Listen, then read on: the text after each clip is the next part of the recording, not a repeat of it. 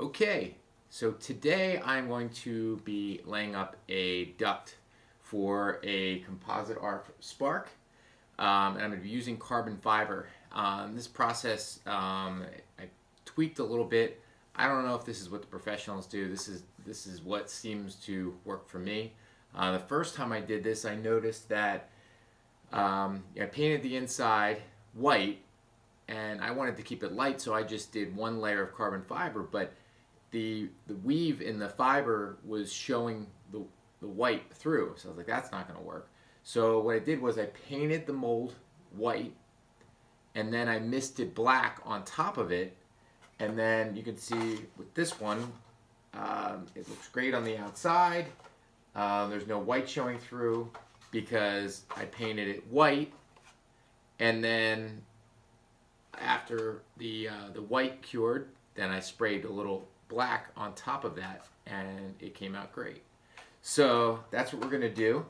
The other thing I also notice is where you have your sharp edges and corners where the glass does not like to go in those areas, you always have to add thickened epoxy, usually thickened up with microballoons and Cabosil, and that's usually white. Well, that white would also show through.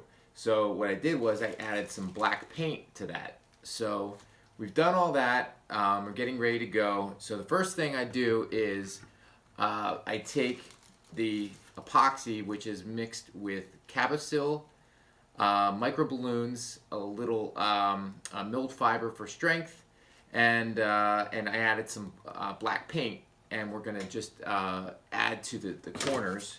Like I said, it makes the glass go in a little easier. I also picked up a trick from Air Sally, which works great, where when you have shapes that are particularly difficult like this, you can you can cut the glass on a 45-degree angle, which helps go around curves, and I appreciate it. Thanks, Roger, for that one. So, all right, so the first thing I do is I go around the edges with the thickened epoxy. It's pretty much like decorating a cake.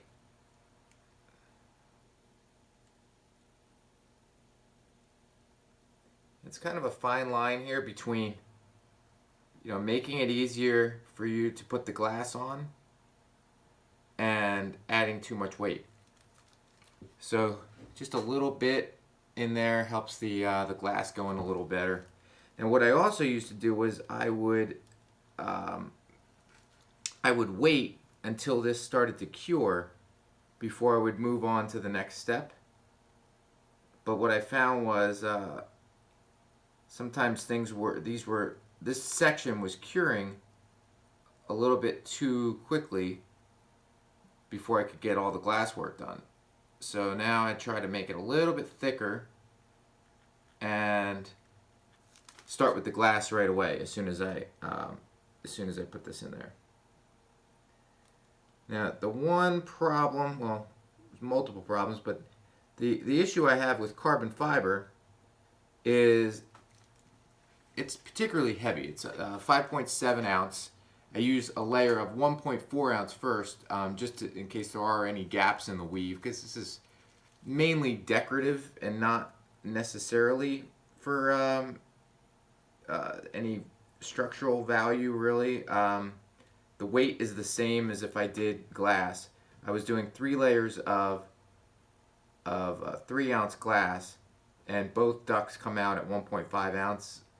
So I'm not adding any weight by using carbon. Does look cooler. Over the stock ducts, which are 1 ounce, both my versions are with the glass only and carbon fiber, both much stronger. The stock ducts need reinforcement. They're very, very flimsy, so they need carbon toe reinforcement. Mine do not. The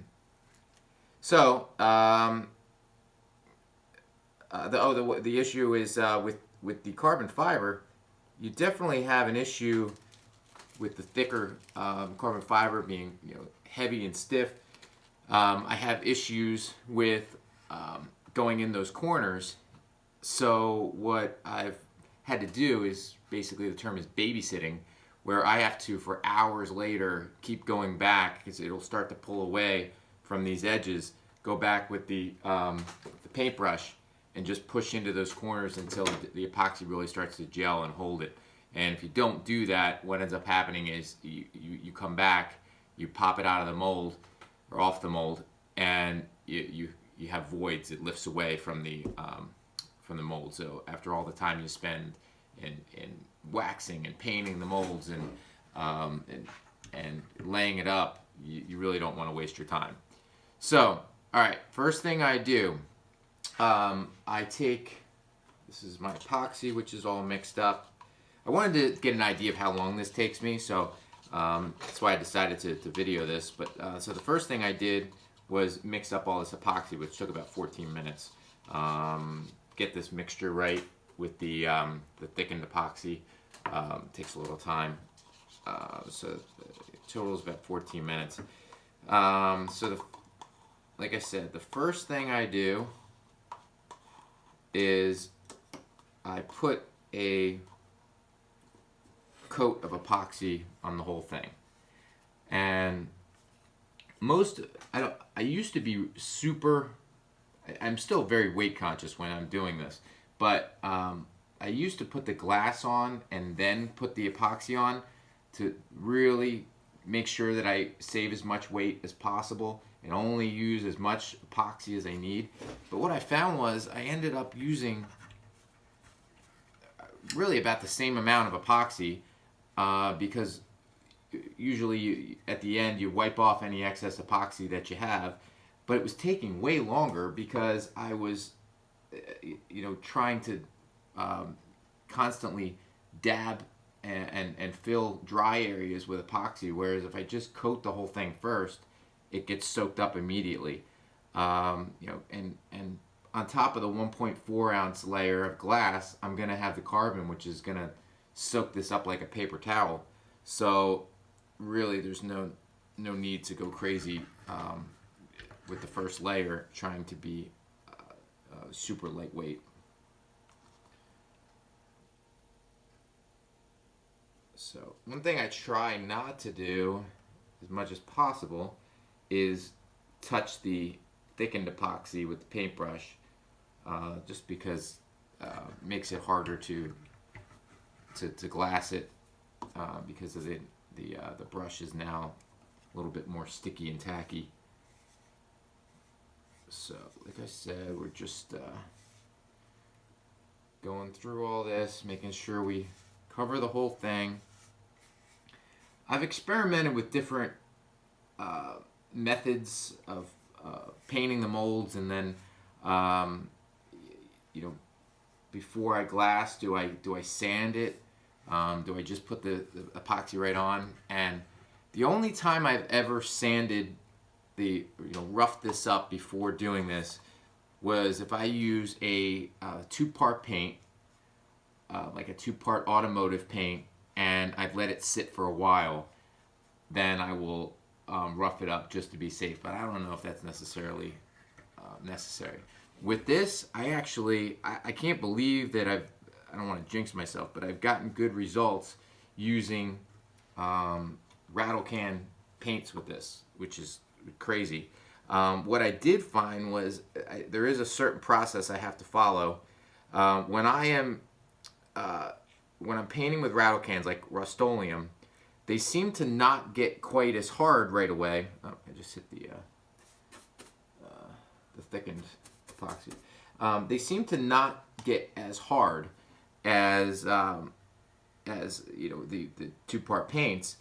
So what I found really helps is if I spray a light mist coat of Duplicolor, the automotive rattle can paint, Duplicolor clear down first, and then I put my color, it seems to work better. So on this particular mold, I did Duplicolor clear, just like I said, a light mist coat, and then Rust-Oleum white. Now the plane back there is using the Rust-Oleum high performance enamel as the white. So I wanted to keep it the same. So I used Rust-Oleum High Performance White, and then Rust-Oleum Painter's Touch Black on top of that. And really just misted that just enough to just to cover it. And what I actually did was, 'cause I was curious, I've been weighing the whole thing as I go just to see, and it was a tenth of an ounce is what I added in weight with when I put the three different layers of paint on there, between the clear, the white, and the black. So really, that's something I can live with. All right, so now we're gonna put the 1.4 ounce glass cut on a 45. Okay. So I usually start here. Turn it like this so you can see it.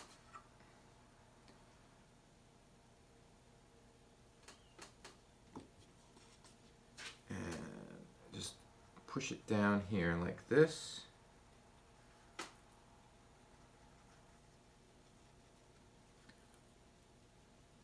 And I want to get it into that thickened epoxy area, but I don't really want to push down too aggressively to disturb that right now, because I want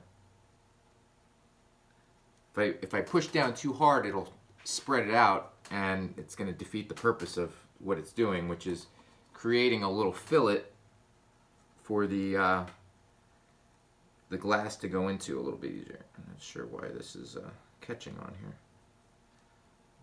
Brush is giving me a problem.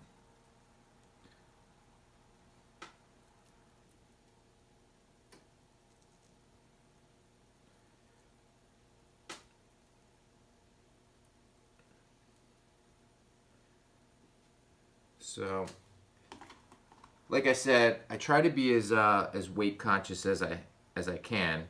I have noticed I gotta change my technique with this a little bit when I do this with carbon, because that stuff, like I said, is very, very challenging to work with and really wants to lift up everywhere.